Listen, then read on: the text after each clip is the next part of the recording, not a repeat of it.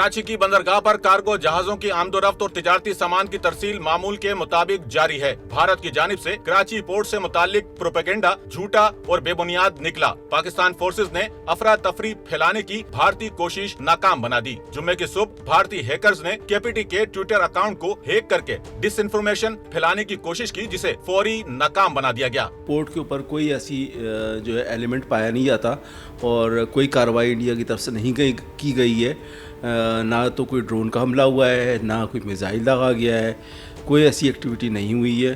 Port पे बिल्कुल activities जो पोर्ट की अपनी एक्टिविटीज़ होती हैं वो बिल्कुल नॉर्मल चल रही हैं और जैसे डेली कार्गो हैंडलिंग होती है, शिप हैंडलिंग होती है, वो तमाम एक्टिविटीज़ उसी तरह से चल रही हैं। कराची पोर्ट इंतजामिया ने सहाफियों को पोर्ट का दौरा कराया और पोर्ट की मामूल की सरगर्मियों के बारे में ब्रीफिंग दी। तर्जुमान केपीटी ने बताया कि कराची पोर्ट पर 16 जहाज लंगर अंदाज हैं, जिनमें से 8 बल्क कैरियर, 4 कंटेनर बरदार बहरी जहाजों के अलावा 2 ऑयल टैंकर्स भी शामिल हैं। तर्जुमान ने कहा कि 24 घंटों में एक्सपोर्ट और इंपोर्ट की कार्गो हैंडलिंग भी 1,70,000 टन की गई। एक्सपोर्ट की कार्गो हैंडलिंग भी जारी है और इंपोर्ट की भी कार्गो हैंडलिंग जारी है। अब तक जो है 60,000 टन एक्सपोर्ट कार्गो हैंडल हुआ है और 1,68,000 टन जो है वो इंपोर्ट कार्गो हैंडल हो चुका है।